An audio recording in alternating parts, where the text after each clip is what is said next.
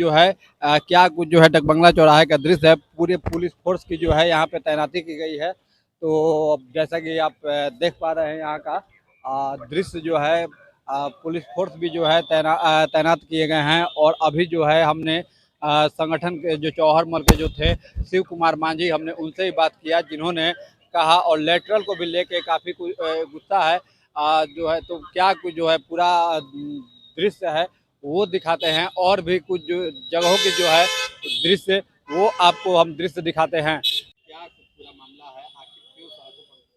देखिए, सड़क पर उतरने के पीछे कारण है, जब से भारतीय जनता पार्टी आई है, और जब से भारतीय जनता पार्टी आई है तब से दलितों का हमेशा दोहन रोहन लूट अत्याचार बलात्कार गैंगरेप अपमानित की बात चल रही है। और सबसे बड़ा चीज है कि जो आज तक देश के किसी नेता ने नहीं किया प्रधानमंत्री, वो ये देश के प्रधानमंत्री नरेंद्र मोदी जी कर रहे हैं। जो बाबा साहब का जो संविधान है इसका छेड़छाड़ आज तक किसी नहीं किया, ये छेड़छाड़ कर रहे हैं। और धीरे धीरे हमारी शक्ति जो बाबा साहब ताकत ने दिया था, इस ताकत को ये कमजोर करने का काम कर रहे हैं। अब आप समझ लीजिए कि कट ऑफ मार्क्स मेरा खत्म कर दिया, प्रोन्नति में आरक्षण खत्म कर दिया, उच्च शिक्षा में 200 रोस्टर खत्म कर दिया, बैकलॉग खत्म कर दिया गया। हमारा जो है कि लेटरल एंट्री ला करके जो है आप जो है कि उसको ला करके उसने हमारा कमजोर करने का, आउटसोर्सिंग कर करके आरक्षण को उसने खत्म करने का काम किया। तो ऐसे परिस्थिति में धीरे धीरे घून की तरह हमारे संविधान को ही खा रहे हैं। इसके लेकर के हम पूरे SC ST के लोग, बुद्धिजीवी लोग और तमाम दल के जो हमारे समर्थन किए सब लोग, हम लोग खड़ा होकर और हम लोग जो है कि इसको जो है विरोध जता रहे हैं। और जब तक संविधान के 9वीं सूची में SC ST की पूरा अधिकार को, आरक्षण को शामिल नहीं करते, तब तक यह दलित संगठन यह सड़क पर संघर्ष करता रहेगा, इतर बात रहेगा। आज आप लोग जो भारत बंद किए हैं, तो क्या लग रहा है सरकार अगर फिर भी अगर इस पर अमल नहीं करती है, इस बात पर विचार नहीं करती है आप लोग के तमाम आरक्षण को लेकर, मांगों को लेकर, तो आगे फिर क्या कुछ रणनीति है? अरे रणनीति हमारा लगातार जारी रहेगा। अब हमको संघर्ष के सिवा दूसरा क्या हो सकता है? सड़क से सदन तक हम संघर्ष न करेंगे। जब तक संघर्ष नहीं करेंगे तब तक काम चलेगा। एगो लेटरल एंट्री के बारे में जब जो है कि प्रधानमंत्री जी काम किए, तो देश के पहला नौजवान नेता तेजस्वी यादव जी ने कहा कि ये गलत चीज हो रहा है, तो वापस लेना पड़ा उनको। लेकिन उससे भी हमको नहीं खुश है। UPSC का चेयरमैन है, उनको चिट्ठी जारी करना पड़ेगा, तब जानेंगे कि यहाँ मुख्य न्यायाधीश DY चंद्रचूड़ जी के द्वारा जो SC ST में वर्गीकरण का मंतव्य दिया गया है, आज उसके विरोध में देश का संपूर्ण SC ST समाज के लोग स्वतः स्फूर्त सड़कों पर हैं और पूरा भारत चप्पा चप्पा बंद है। और इसका सीधा सीधी मतलब है, हम तो यह कहना चाहते हैं कि भाजपा के अंदर बहुत बड़ा घमासान चल रहा है और वह घमासान नेतृत्व परिवर्तन को लेकर के चल रहा है। भाजपा के अंदर ही कुछ लॉबी है जो चाहती है कि नरेंद्र मोदी और अमित शाह के नेतृत्व को बदल दिया जाए, और वही लॉबी जो है इस तरह का देश में साजिश कर रही है कि बड़े बड़े पैमाने पर जो साजिश होगी उससे स्वाभाविक है कि जिसकी सरकार है वो बदनाम होगा। अब जब SC ST का वर्गीकरण किया जाएगा, इसका सीधा सीधी आरोप जो है केंद्र सरकार पर जाएगा। जब UPSC में लेटरल एंट्री से सीधे भर्ती की जाएगी बिना कंपटीशन का, तो उसका सीधा सीधी बदनामी जो है नरेंद्र मोदी की होगी। और लेकिन आप देख रहे हैं, आप जो कह रहे हैं ये सही बात है। मैं उसी बिंदु को कहना चाह रहा हूं कि अगर नरेंद्र मोदी की सहमति होती तो सुप्रीम कोर्ट का वर्षन आने के बाद भी उनको नहीं कहना पड़ता कि सुप्रीम कोर्ट के आदेश को हम नहीं मानेंगे, और यह भी नहीं उनको कहना पड़ता कि लेटरल एंट्री नहीं की जाएगी।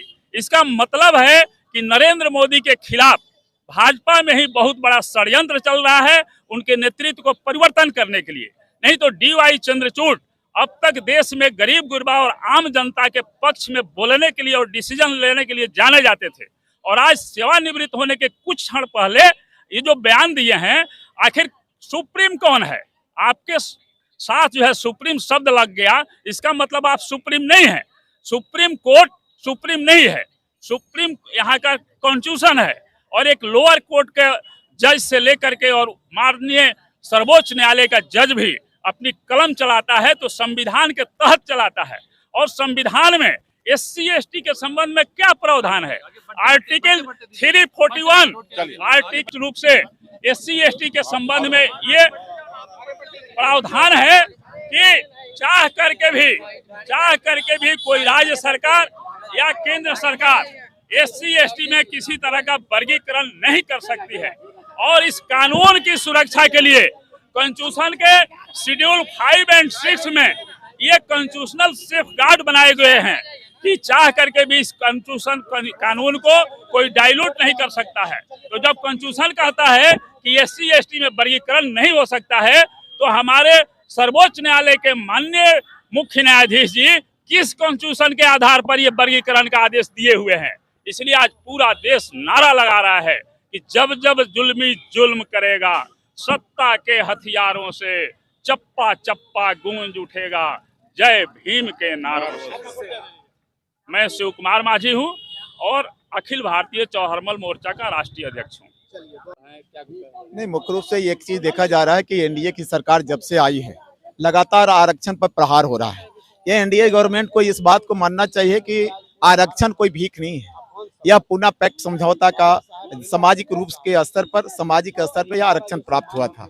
और निश्चित तौर पर सरकार जो लेटरल एंट्री के माध्यम से आरक्षण को खत्म करना या फिर निजी क्षेत्रों में आरक्षण नहीं देना, लगातार सरकार के द्वारा आरक्षण पर प्रहार किए जा रहे हैं। इसलिए मेरा मांग है कि माननीय सर्वोच्च न्यायालय के द्वारा जो आदेश आया है उस आदेश को अगर खंडन करते हुए अनुसूचित जाति के प्रति थोड़ा सा भी मोह है, अगर इस देश के लोगों से दया है, तो निश्चित तौर पर अध्यादेश ला करके आरक्षण को नवी अनुसूची में यह सरकार डाले, तब हम समझेंगे कि निश्चित तौर पर यह न्यायिक सरकार है। अन्यथा जिस तरह लगातार आरक्षण का विरोध कभी किसी क्षेत्र में कभी किसी क्षेत्र में अध्यादेश को लागू कर देता है, तब हम समझेंगे कि नवी अनुसूची में ला करके आरक्षण को मजबूत करना चाहता। अन्यथा जिस तरह संविधान को खत्म करने की प्रयास ये सरकार कर रही है, पूरे बिहार ही नहीं पूरे देश के अनुसूचित जाति, पिछड़ा अति पिछड़ा के लोग सदन से लेकर सड़क तक आंदोलन करने का काम करेंगे।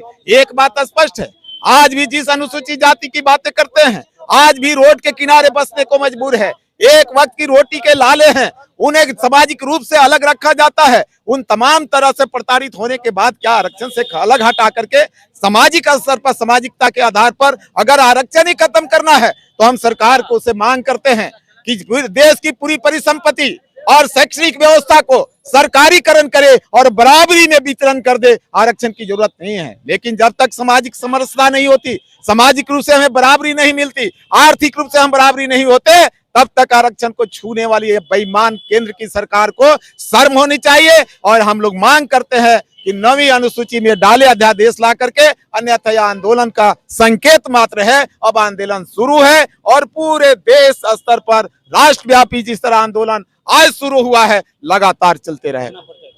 हम राजेंद्र कुमार राम हैं, एक्स MLA हैं और पूर्व अध्यक्ष हैं SC/ST आयोग के बिहार।